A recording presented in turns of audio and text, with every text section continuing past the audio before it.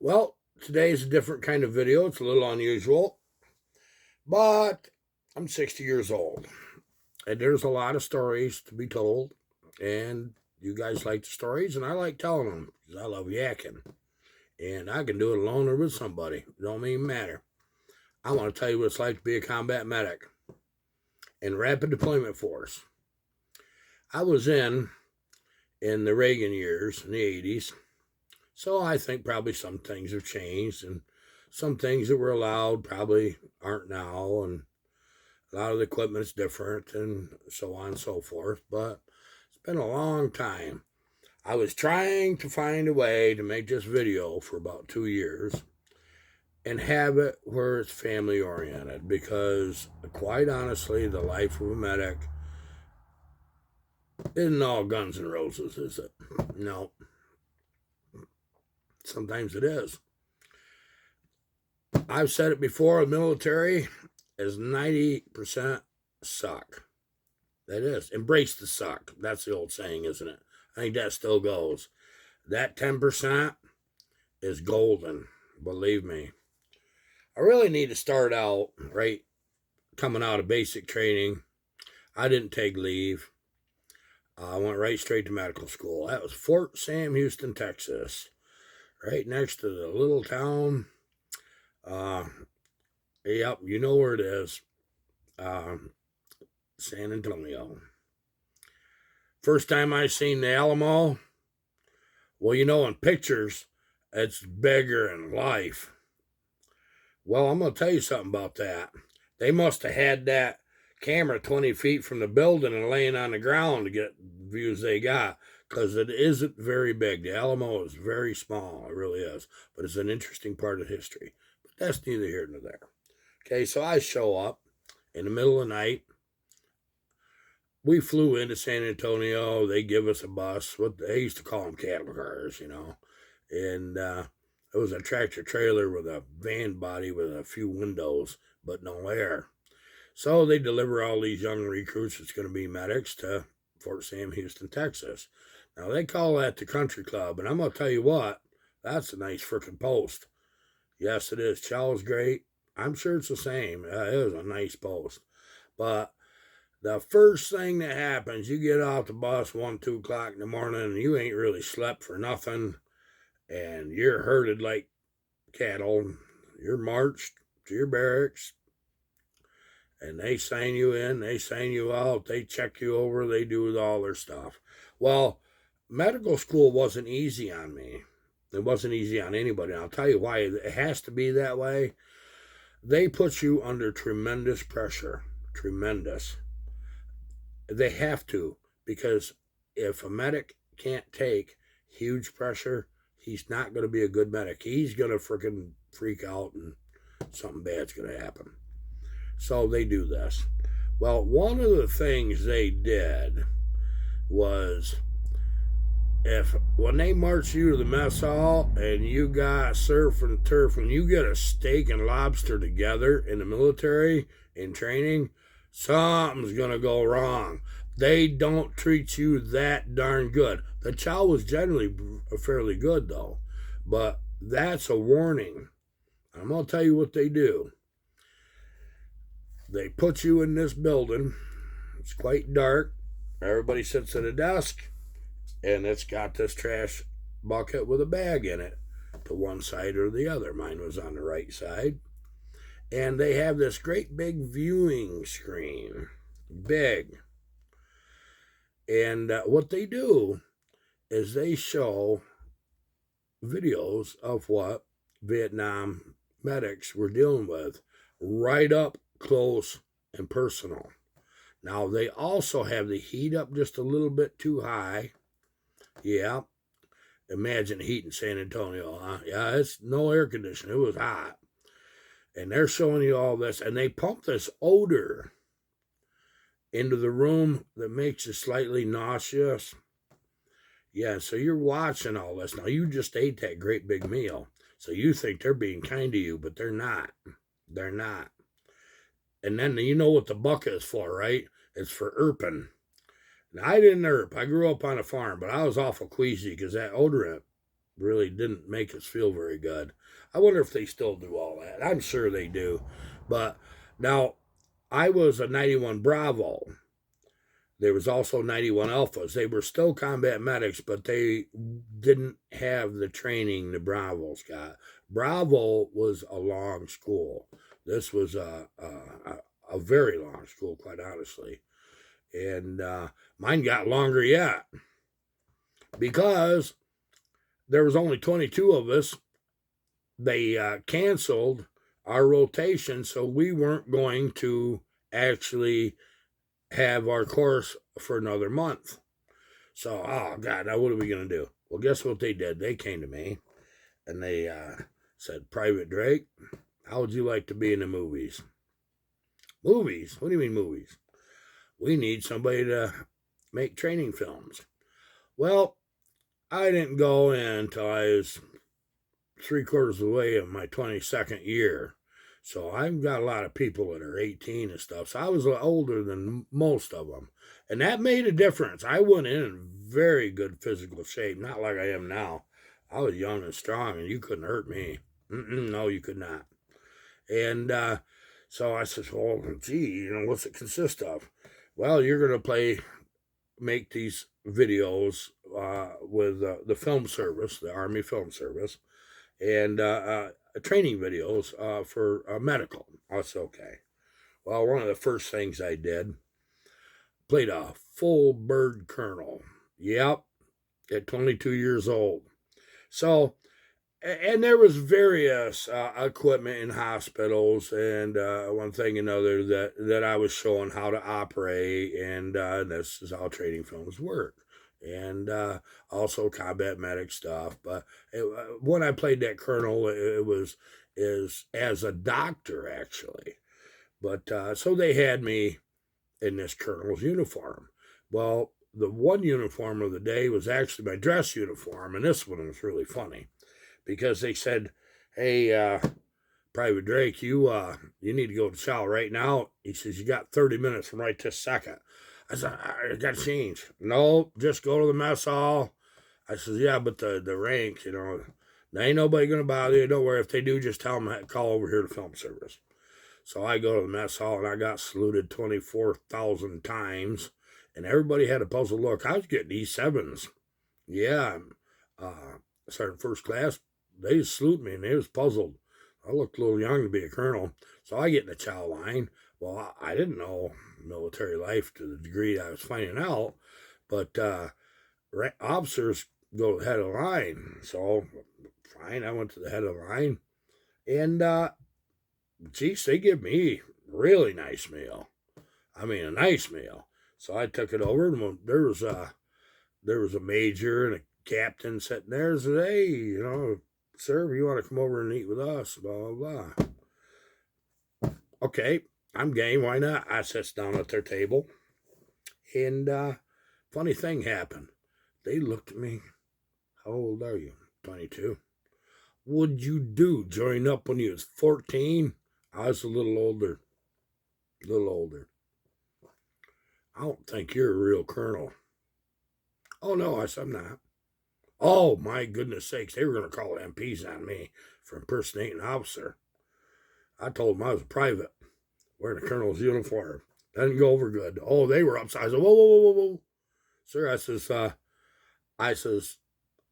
I'm with friggin' Army Film Service. I says, we're making training videos. I did not have time to change. They said, call over there if you have a problem with me being in uniform.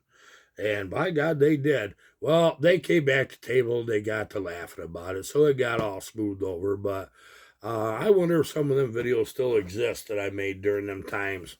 It was interesting. It really was. So we get going into our combat medic school. Now, I'm going to tell you the one thing. When we did start that school, went the first week, and boy, they pounded information into you like you don't know. And I understand why afterwards. I thought it was just crazy. I like fast pace personally. I really did. So they'd have a formation at the end of the week. Now we started with 583 people. we graduated something like 29 is all that graduated out of that B course. That's no kidding. It was that tough. It was that tough. They'd have a formation. They call out your names. Anybody on this roster, step forward. Get on the bus. You're going home. You just failed out. Oh, yeah. You didn't get grades. That's how you knew that you weren't cutting it. The next week, they'd call your name, and my name was one of them. Step forward. Oh, man. What'd I mess up on? And I'm standing there. I'm looking at the bus. Okay, those of you that step forward, go to building such and such. Those of you in formation, on the bus. This is the way it was. Never did we know where we stood. Boy, I'll tell you what, that made an honest soldier out of you, didn't it? It did. It was rough. The field work was brutal. Handling casualties, they went way extreme. If you couldn't do your job right there, right then, they didn't think you were going to do it when you got to your home unit. That's what they did.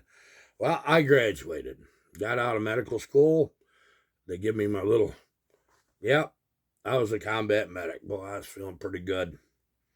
Well, then it comes time for them to let you know where you stand. I couldn't believe my score. It was extremely high. There was one person in my class out of the 29 left that had 1/10 of a point or 2/10 of a point, I don't remember anymore, higher than me. It was a girl. A girl. She did it. She freaking beat my sorry butt. She was a nice person. She was a pretty girl, but the Army has a way of making them, not quite as pretty, But she was a pretty girl. She was very pleasant, and she was as strong as any man. I'm going to tell you that right now.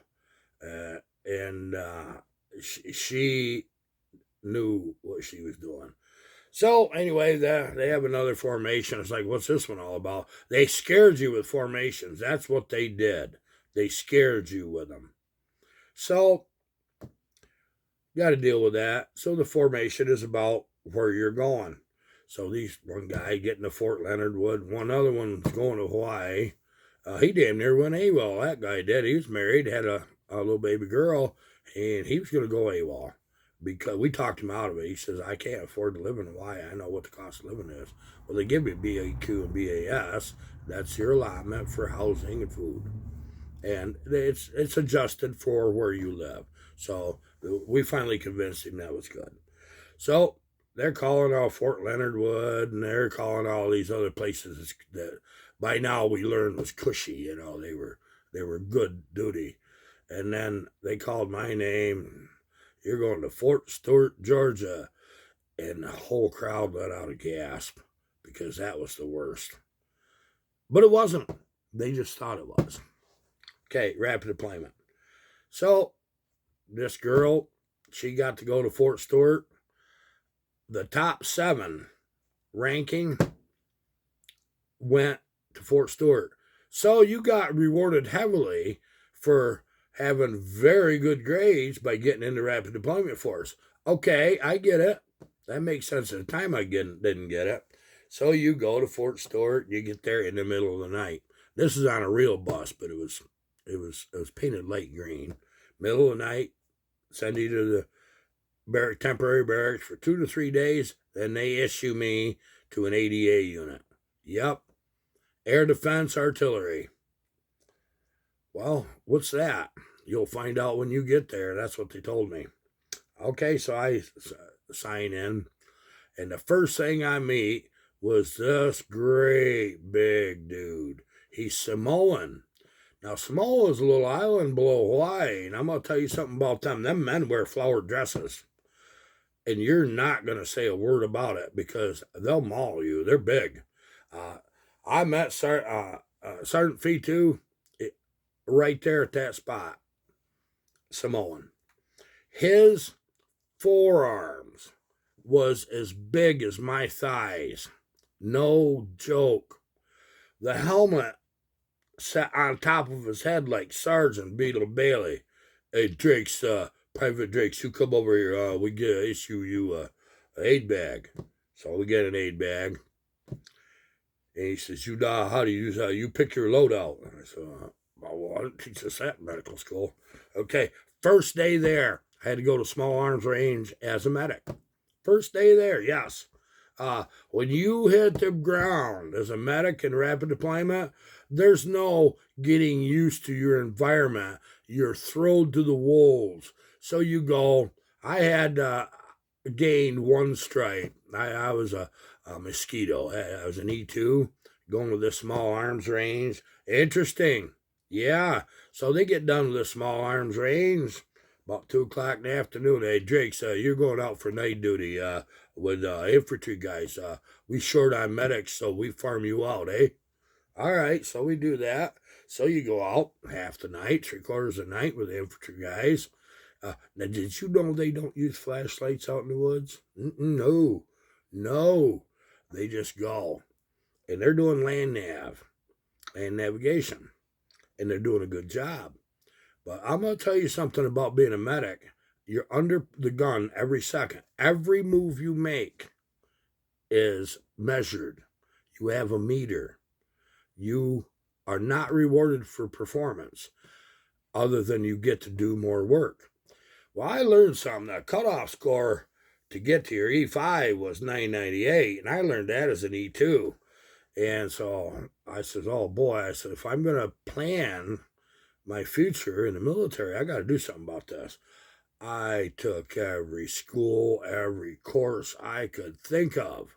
I did everything possible just to get that 1 or 2 more promotion points. I was gunning for freaking E5 when I was just a private.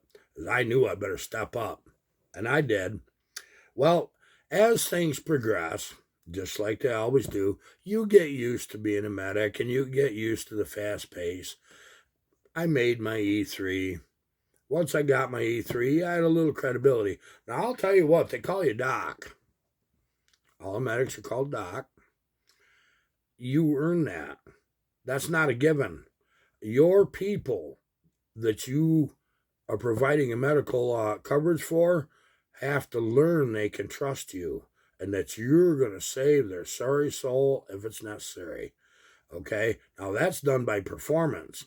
That means it ain't just sick call. It's out in the field. It's on minor deployments. Let's just be very polite about this. Rapid deployment picks people with good skill sets for special little short deployments that are kind of under the books. When you get involved in them, you can't tell your wife. I went in married. I did. You can't tell your wife. You can't tell your friends. You can't tell your family. Nothing. Nah, I was in the field. In the field. Well, it drives you nuts. Well, they get to asking questions, And they do. Now, when you learn to drink, military at the time, they promoted that as a good stress reliever. I think it caused more harm than good sometimes, so that's where I learned to drink. I come out with a really good at it. I just, it took me quite a few years to get over that, which I don't drink at all.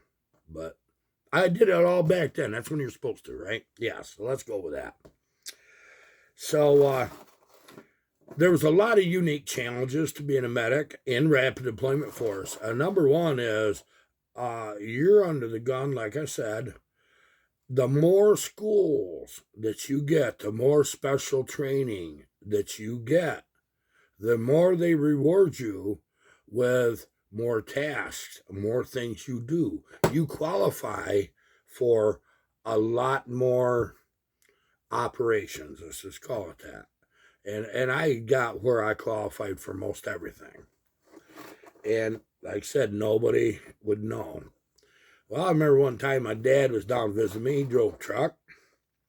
And I lived in this little small burg in Ludwig, Georgia. Some of you probably know where that is. Long County. Yep, Liberty County's where Hinesville was. That's the town right off Post. There's where they get your money. They get your money right off that back gate, right off that front gate, especially the front gate. There's all the stereo shops and pawn shops and everything, and that's where you, like that, turn in and get a $300 stereo for $2,800. Sign right here. We'll just take it out of your paycheck. That's how it works. That's life. You do it once. I didn't do it, and I knew better. Anyways, I was driving a 1966 GTO. It had a 428, 3 barrels, and a 4-speed. It was black with a white interior. It was a nice car. And my dad was with me. Now, there was a lot of crazy things happening. They had just caught some Soviet spies on Fort Stewart. And they also had us, now they call you rapid deployment for a reason. There was a select number of us that was on a 1-hour call that we had to be on post. 1 hour. And that was middle of the night, weekends, everything, to get ready for a movement. So something was good. A balloon was going to go up. Now, I had in my trunk of my car, I had my 45. I had a grease gun, which is a 45 caliber submachine gun from World War II. I had my full combat load aid bag, all of my TA-50 and my gear. I was deployable, okay, in the trunk of my car. No live rounds. And my dad didn't know that. And it's best when you're under that status, you don't talk to anybody about it. But what they do is they give you a card that says, do not detain. Call this number. That means if you get stopped, they're not to ask you any questions or anything. Well, guess what we did? We blew a tire. Yes, we did. And I pulled off alongside the road, and I'm getting my jack out, and I did have a spare. Probably the only time in my life I ever had a spare. So I had to put my TA-50 and my aid bag on the ground. I left weapons in the trunk. Dad looked. He says, "You supposed to have that?" And I says, "Yep." Okay. Well, he'd been in the military during the Korean War in the Air Force, so he understood things kind of worked in mysterious ways. Lo and behold, this Georgia state trooper pulls up right behind me. He flips his light on once. And yeah, I had back then big old bubble light. Oh, he just like out of the movies. Man, he had the Smokey Bear hat tilted right down. The uniform was military dress. This guy had been in the military. I knew it. His uniform was spot on. Chrome sunglasses. You got a problem? Yeah, it's got a flat tire. He looked at my trunk. Oh, whoa. And he pulled his gun. I said, oh. I said, all I'm doing is changing my tire. Yeah. He says, he says, obvious by your haircut, you're in the military, but, well, I said, hold on. I pulled his card out of my wallet and I handed it to him. Do not detain. Call this number. He looked at me. And he looked at that. I know what that is. You're a spook, aren't you? I didn't know what a spook was. I really didn't. I was an E3, you know. What the heck is a spook, you know? Oh, I found out. You know, they think, you know, they're part of a CIA operation. It was nothing of the kind. It was nothing like that. Not wink, probably. We never deployed. Whatever was going on in the world, it got covered over. Yeah, interesting stuff. So I get my tire on, he's standing there, and he looked at me, and he trying to figure out what I am and who I am and the whole 9 yards. He's just curious, you know. I told him I was a medic, and you want to know what unit? Well, you weren't supposed to discuss nothing with nobody, and we didn't. We did not. And so we get down on post, and we was going to the PX is what we was doing, and we went in there. And we got what we wanted, and we came home, and I liked it. My dad would come and visit me occasionally. Just before I went to the military, our relationship wasn't that great. It was not.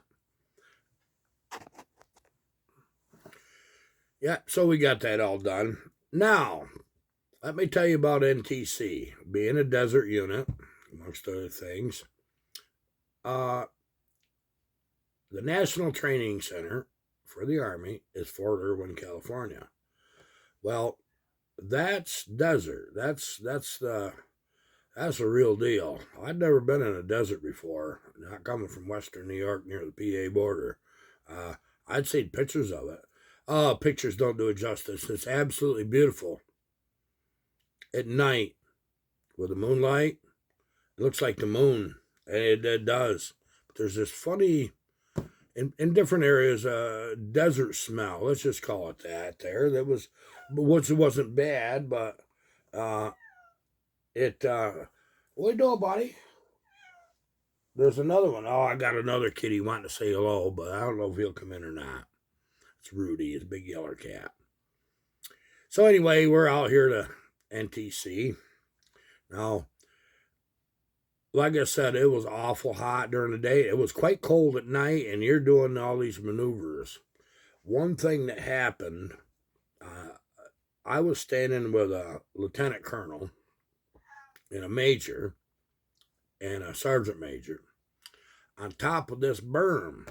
Now, I was going with them as a medic because part of what I did, I hitch rides to check on different units because some of them didn't have medics right with them. And so I made a personal point that every day I got to look every troop that I was supposed to be helping in the eye and find out if they had problems. And if they did, right on the spot, I would do whatever was necessary. So I get to see a lot of things because I'm riding around with officers and stuff. And we was in this Jeep. Well, we pull up on the back side of this great big sand dune. We're watching. I says, sir, I says, what are you looking for here? Well, they're fixing to start off this tank battle. Now, what they did was did the U.S. against Soviet military. Yeah, they had T-72 tanks. Yeah, they did. And they dressed soldiers in the opposing forces, we call them out for, in Soviet uniforms for NTC. So we're going to sit here and watch this tank battle. Oh, it was the most amazing thing I ever seen in my whole life. Man, these tanks are rushing in, and they did a decoy. I don't know tank tactics for nothing, but I'm going to tell you what. They were using paint rounds now. So they actually were shooting each other. Now, I gained a little respect for the T-72s, but they weren't like our Abrams. Oh, my goodness sakes, nothing like them. Well, they had a massive amount of T-72s. There's like 40 of them. There was only like a dozen Abrams. I thought, well, this ain't going to go good. Yeah, it did. It did.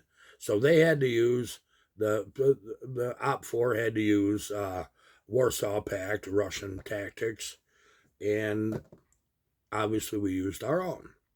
So this is the way it went. So they start this running, shooting battle. It was really amazing. Of course, you get hit with a paint round. The tankers told me they didn't really hear it. I mean, it rings their bell a little bit, kabang, they get hit. So I watched this for hours. Most fascinating thing, there's troops involved in the whole nine. Oh, that was really crazy.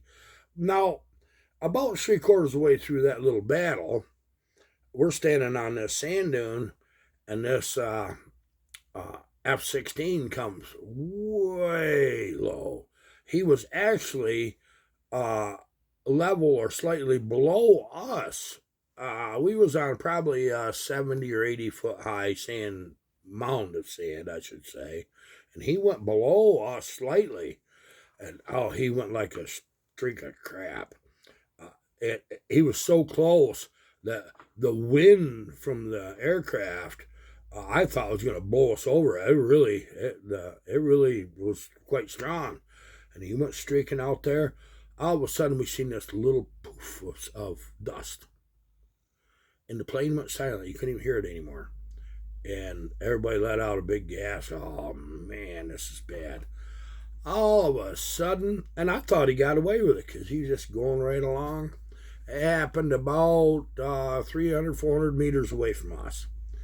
And all of a sudden, that plane went up in a fireball and started tumbling. He'd hit the ground. And we was there first. you know, and with me being a medic, there was nothing. That plane was scattered over such a long area, it was absolutely ridiculous. It was. So you get to see things that you never could ever believe in the military, and that was a very bad thing to see. That really bothered me. But the good news is they got out of the aircraft. They did. They ejected. They knew they were going to have. They actually ejected before they had. They knew they were going to have an impact, and but there was nothing. It's just an amazing amount of wreckage. Well, you wouldn't believe how fast Air Force got there, and they ran us off. They didn't want us looking at nothing. And I don't never know what happened to that. Well, during this NTC program, this is the negative. This is one of the negatives of being in rapid deployment. They told us when we come on post that if you're married, it's the average is 1 year and you'll be divorced.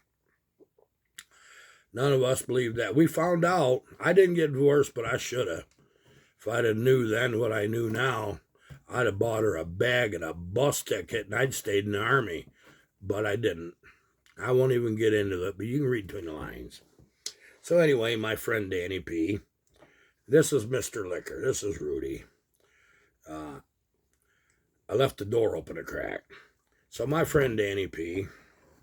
is at NTC. Now he's in artillery, 155s. And he was a mechanic. And when he gets back to post, I never seen him in NCC. He gets back to post. His wife had moved him out of their house and moved him into barracks and moved in a sergeant. Yeah, she did. She did that. Right out of the blue. Never seen it coming. Everybody thought they had just a great relationship. Well, I guess it wasn't so great, was it? When you're deployed or in training so much, this is what happens. This is the way of life. They get bored. They like your money, but they get bored. So what they do is they up their money. They get higher rank. Or, this is the way it is. So anyways, he gets moved back into barracks and, gosh, poor Danny, what do you do with this? Got a little girl and everything. And, well, she got where she resented Danny in a bad way because Danny did nothing to retaliate. He says, nope, that's fine if that's the way you want to be. He's a farm boy from New Boston, Illinois. And I was out there, come from good, darn, hard-working family. I mean, they worked hard. And he was the only person I ever met in the military. The different things he talks about back home was the truth. Because a lot of guys kind of exaggerate a little. Danny didn't. What he done is downplay. They were big farmers. They were big. They grain farmers. So he knew what hard work was. And we was in the commissary, which that's the grocery store. Okay? And he'd come out to the house a lot, and we'd barbecue and stuff whenever we was both had a weekend off, which didn't happen lots, but I liked Danny, and we got along good. So we're in the grocery store getting something to barbecue, and of course I had the beer. Danny didn't drink. He drank Mountain Dew. He wouldn't cuss either. Most he'd do was old fart or poop. That was cuss words for Danny. Good family, like I said. I didn't have trouble using other words. And what happened, you got to know that his ex-wife gets in the line in the commissary right behind him. Now, there's about 8 people ahead, okay? So she's saying, I'd have never did what I did, but you're an SOB. Yep, he says, I know. I just killed like this military life. Yeah, I understand. Well, you ain't done nothing, blah, blah, blah, blah, for me lately. I was, yeah. And he says, you're right. And this is the way it went. And we was about 10, 12 minutes in line, and she just a badgering him, and he's doing what he can to just diffuse the situation. And so, well, they got these kids, 10, 11 years old, they'll carry your groceries out to your car and put them in your trunk or put them in, whatever, back seat, and you give them a couple bucks. They do it for tips. And I thought that was kind of great. So, anyways, Danny has one bag of groceries, and this little kid, he says, "Can I carry your bag, sir?" He says, "No." She walked in, she can walk out. And boy, you wouldn't believe the laughter we heard. It was some kind of thing. Now, believe it or not, that's true. All of this is true. But that is the way it worked. And I'll tell you what, she was so mad she could eat nails and spit out spikes. Yeah. There's much, much more that happened. And this isn't even a drop in the bucket of some of the crazy things that happens in rapid deployment. It's really unique. Like I said, it was all really hard to try to figure out how to keep this G-rated. It was really hard. But I think I did it. Okay, people, this is it for this part of the video. If you liked this, let me know in the comments. I'll continue into the really good stuff. Okay, take care. Goodbye.